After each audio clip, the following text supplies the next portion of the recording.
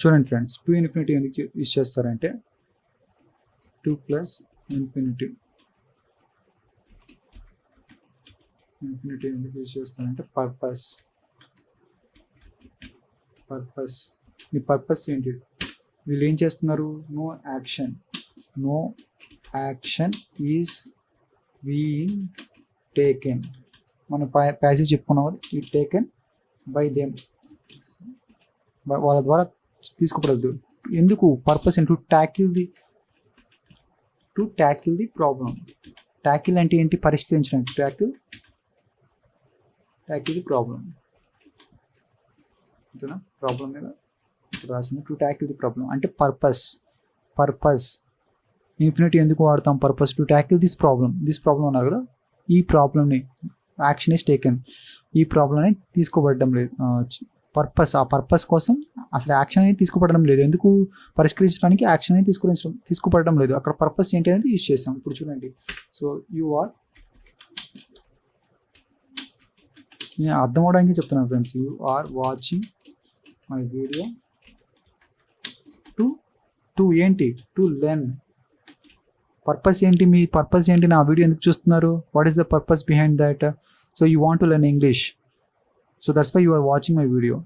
You want to learn English. So you are watching my video to learn English. For వచ్చిద్దా? For రాదు. ఇక్కడ జిరెంట్ రాదు. ఎప్పుడు చూడండి, పర్పస్కి అదే మిస్టేక్స్ అవుతుంటాయి. ఇదే మనం ఇక్కడ చదువుతుంది, మనం న్యూస్ తెలుసుకోవడానికి కాదు, ఏదో చదివేసి తెలుగులో దాని అర్థం తెలుసుకుంటూ వెళ్ళిపోవడానికి కాదు. మనం ఇక్కడ మనకి స్ట్రక్చర్స్ ఎలా వస్తున్నాయి, సెంటెన్స్ ఎలా ఫార్మేషన్ అవుతుంది, ఆ సెంటెన్స్ స్ట్రక్చర్స్ అనేది ఎలా ఫార్మేషన్ తెలుసుకొని మనం మన స్పీకింగ్లో మాట్లాడతాం. అప్పుడు మన ఇంగ్లీష్ అనేది బెటర్గా ఉంటుంది. దానికోసమే మనం ఈ వీడియోస్ చేస్తున్నాం ఫ్రెండ్స్. చూడండి, so I am going to gym to do exercise. అర్థమవుతుందా ఫ్రెండ్స్? టు డూ ఎక్సర్సైజ్ చేయడానికి. అర్థమవుతుందా ఫ్రెండ్స్? ఇక్కడ చూడండి, వాళ్ళు కూడా అదే యాక్షన్ అనేది తీసుకోవడం లేదు. ఇన్ఫినిటీలో ఎంత ఉంది ఫ్రెండ్స్, అందుకే ఎంత చెప్పుకున్నాం మనం.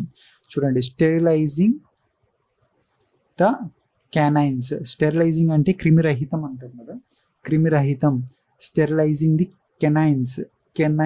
ప్రొనౌన్సియేషన్ చూడండి కరెక్టే. ఇది కెనైన్స్ అంటాం. కెనైన్స్ అంటే ఏమీ లేదు ఫ్రెండ్స్. 4 teeth ఆఫ్ అప్పర్ జా, పైన జాలో ఉండే అంటే పైన పళ్ళు ఉంటాం కదా, ఆ పళ్ళుని, ఆ టీత్స్ని కెనైన్స్ అంటాం. హ్యూమన్ బీయింగ్స్ అయినా యానిమల్స్కి అయినా. ఎదురు భాగంలో ఉండే ఫస్ట్ ఆ పళ్ళని, పైన ఉండే ఆ టీత్స్ని కెనైన్స్ అంటాం. సో క్రిమి సంహితం చేయడానికి sterilising the canines is a waste of money. So sterilising canines is a waste of money. ఇది ఏమవుతుంది? దీన్ని ఏమంటారంటే జిరెండ్ అంటారు. Gerund functions here as a subject లాగా ఫంక్షన్ అవుతుంది. ఎందుకు సబ్జెక్ట్ లాగా ఫంక్షన్ అవుతుంది మీకు ఎలా తెలుస్తుందండి? ఇది జిరెండ్ అని చెప్పారు అనుకోండి, ఇక్కడ ఏముంది? హెల్పింగ్ వర్బ్ ఉంది. ఒక సెంటెన్స్ రావాలంటే ఏమొస్తాయి? సబ్జెక్ట్ వచ్చింది, తర్వాత ఏమొచ్చింది? హెల్పింగ్ వర్బ్ వచ్చింది, తర్వాత ఏమొస్తుంది? ఆబ్జెక్ట్ వచ్చింది.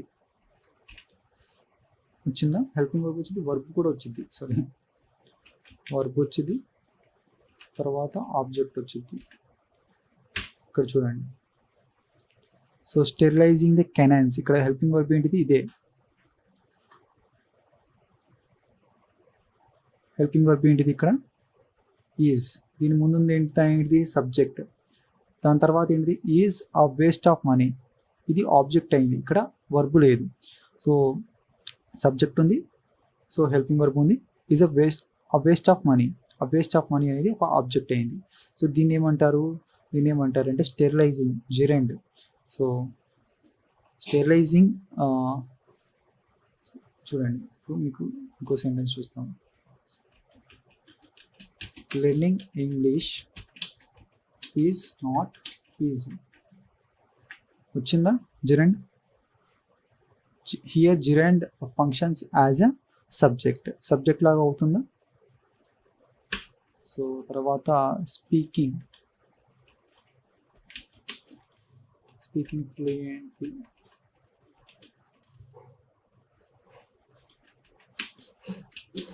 English. So is easy for me, నాకు ఈజీ. స్పీకింగ్ ఫ్లూయెంట్ ఇంగ్లీష్ అని రావాలి, స్పీకింగ్ ఫ్లూయెంట్ కాదు, speaking fluent English. So speaking fluent English is easy for me. Speaking fluent English is easy for me. So అనర్గళంగా మాట్లాడడం నాకు easy అని చెప్తాం. లేదు అంటే so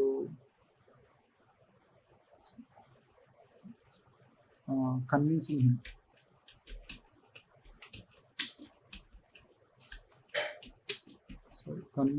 him, so is difficult for me, difficult for us అని చెప్తున్నాను. కన్విన్సింగ్ హిమ్, అతన్ని కన్విన్స్ చేయడం డిఫికల్ట్. ఇక్కడ ఇది అంతా ఏమైంది, సబ్జెక్ట్ అయిందా, ఇది ఏమైంది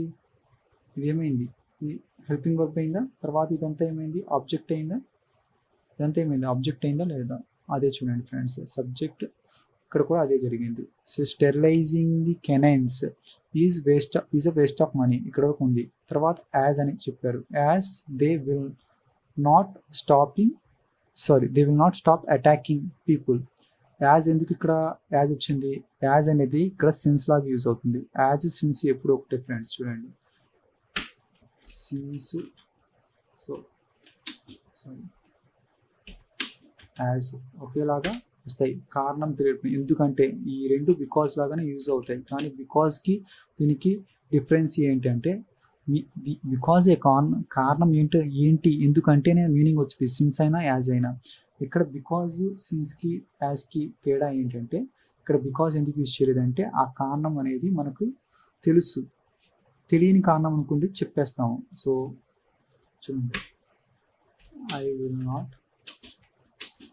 come to office, so because I have fever. So నాకు ఫీవర్ ఉంది, ఆ విషయం మీకు తెలియదు, అందుకే నేనేం చెప్పాను, బికాస్ అని చెప్పాను కారణం చెప్పడానికి. నేను రాను ఎందుకంటే నాకు ఫీవర్ ఉంది. I will not come to office as so it is raining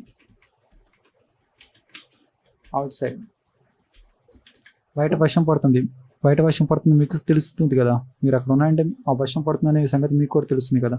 ఉన్నప్పుడు మీకు తెలిసినప్పుడు ఆ కారణం ఏంటనేది మీకు కూడా తెలుసు, అందుకని అప్పుడు యాజ్ అని యూజ్ చేస్తాము, లేదంటే సిన్స్ అనేది యూజ్ చేస్తాము. I will not come to office as it is raining out side. So నేను ఒక చోట ఉన్నాం, వర్షం పడుతుంది, అప్పుడు మీకు తెలుసు బయట వర్షం పడుతుంది సంగతి, ఆ కారణం ఏంటో తెలుసు, నేను రాను ఎందుకంటే బయట వర్షం పడుతుంది, అప్పుడు ఏం యూజ్ చేస్తాము, యాజ్ అనేది యూజ్ చేస్తాము. అదే నాకు ఫీవర్ ఉంది లేదంటే హెడేక్ ఉంది అన్నప్పుడు నేను ఏం యూజ్ చేస్తాను, ఆ విషయం మీకు తెలియదు, అప్పుడు నేను రాను, నాకు హెడేక్ ఉంది, I will not come to office because I have fever, I have headache. అర్థమవుతుందా ఫ్రెండ్స్? సో అది ఫ్రెండ్స్ తేడా, యాజ్కి సిన్స్కి బికాజ్కి. యాజ్ సిన్స్ ఒకేలాగా యూజ్ చేస్తాము, మీనింగ్ వస్తుంది. బికాస్ వచ్చినప్పుడు రెండు తెలుగులో తెలుసుకుంటే ఎందుకంటేనే మీనింగ్ వస్తుంది. అప్పుడు మనం ఏం యూజ్ చేస్తాం తెలుగు ద్వారా నేర్చుకుంటే, బికాజ్ యాజ్ సిన్స్, అందుకు తెలుగు ద్వారా నేర్చుకోకూడదు. అర్థమవుతుందా friends? As they will not stop attacking people, ఎందుకంటే ఆ విషయం మనకు తెలుసు, ఎందుకంటే అటాక్ ఆపుతాయి ఆ కుక్కలు అంత చేసినా కూడా, ఆ స్ట్రే డాగ్స్ అనేవి అటాక్ చేయడం ఆపవు అని అర్థం. స్టాప్ అటాకింగ్ ఎందుకు వచ్చింది ఇక్కడ, ఐఎన్జీ ఎందుకు వచ్చింది, ఇది కూడా మనం తెలుసుకుంటేనే మనం మాట్లాడగలం ఇంగ్లీష్ అనేది.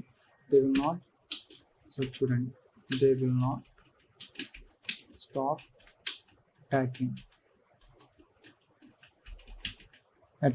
ఎందుకంటే ఇక్కడ ఈ అటాకింగ్ అనేది, సారీ పీపుల్ కూడా పెట్టేద్దాం ఉండండి.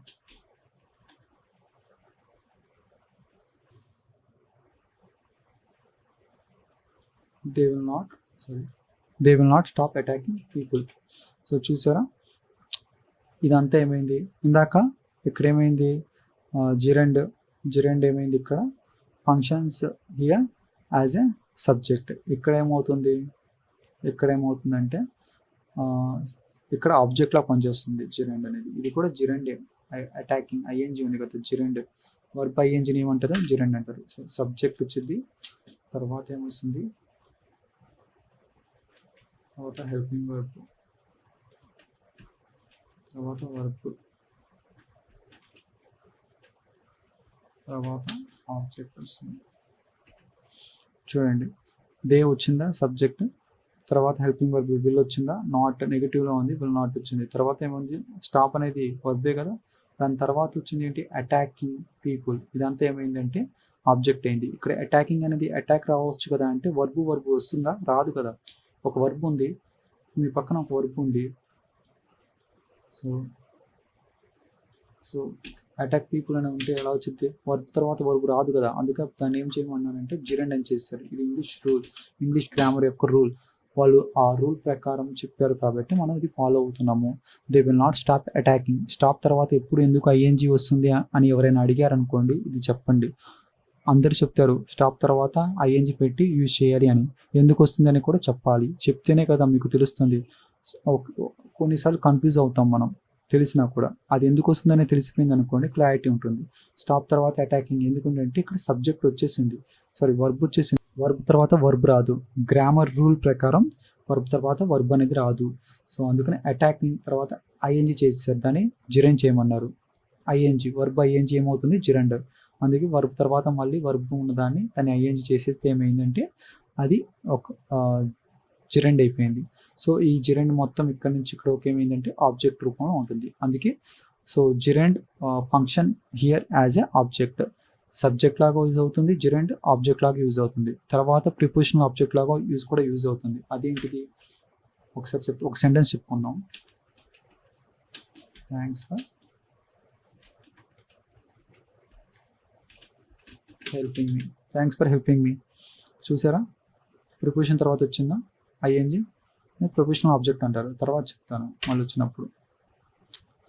జిరెండ్ అనేది ఇక్కడ ఏంటిది, sterilising the canines is a waste of money. ఇక్కడ సబ్జెక్ట్ లాగా అయింది. తర్వాత యాజ్, ఎందుకంటే they will not stop attacking. ఇక్కడ ఏమైంది జిరెండ్, సో ఆబ్జెక్ట్ లాగా యూజ్ అయింది. చూడండి, ద గవర్నమెంట్ మస్ట్, చూడండి ద గవర్నమెంట్ మస్ట్ రియలైజ్ అవ్వాలి that human life matters. Human life అనేది ఇంపార్టెంట్ అనేది రియలైజ్ అవ్వాలి తప్పకుండా గవర్నమెంట్ అనేది.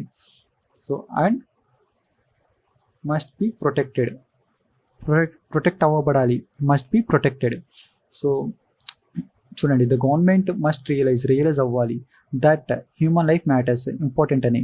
దట్ ఎందుకు వచ్చింది ఇక్కడ, దట్ ఎందుకు వచ్చిందంటే నౌన్ క్లాస్.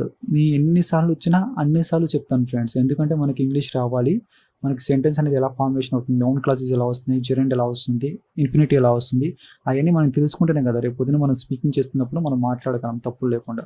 చూడు, నౌన్ క్లాస్ ఎందుకు వచ్చింది చూడండి.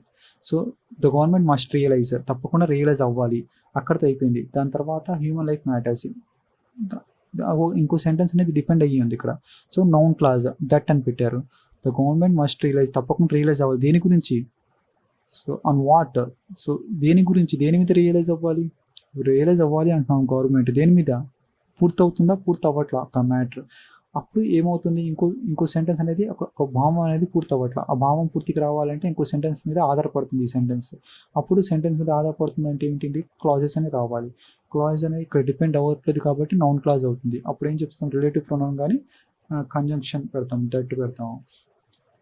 ఏమవుతుంది చూడండి, దట్ పెట్టాం. సబ్జెక్ట్ ఇక్కడ government must realise, subject government, తర్వాత మస్ట్, తర్వాత మూడో వర్బ్ వచ్చింది, తర్వాత ఇదేమైంది రియలైజ్ వర్బ్ వచ్చింది. ఇక్కడతో అయిపోయింది ఒక సెంటెన్స్. దాని తర్వాత ఏమొస్తుంది, కంజంక్షన్ వచ్చింది. దాని తర్వాత హ్యూమన్ లైఫ్ మ్యాటర్స్, తర్వాత ఏమో సబ్జెక్ట్ వచ్చింది, హ్యూమన్ లైఫ్ అనే సబ్జెక్ట్, మ్యాటర్స్ అనేది వర్బ్. వస్తే హెల్పింగ్ వర్బ్ వచ్చింది, లేదంటే వర్బ్ వచ్చింది. మ్యాటర్స్ అనేది వర్బ్. అర్థమవుతుందా friends, that human life matters and must be protect అవ్వబడాలి అని అర్థం. ఒకసారి నౌన్ క్లాస్ కూడా ఒక సెంటెన్స్ రాసుకుందాం. మనకి ఏం చెప్తామంటే,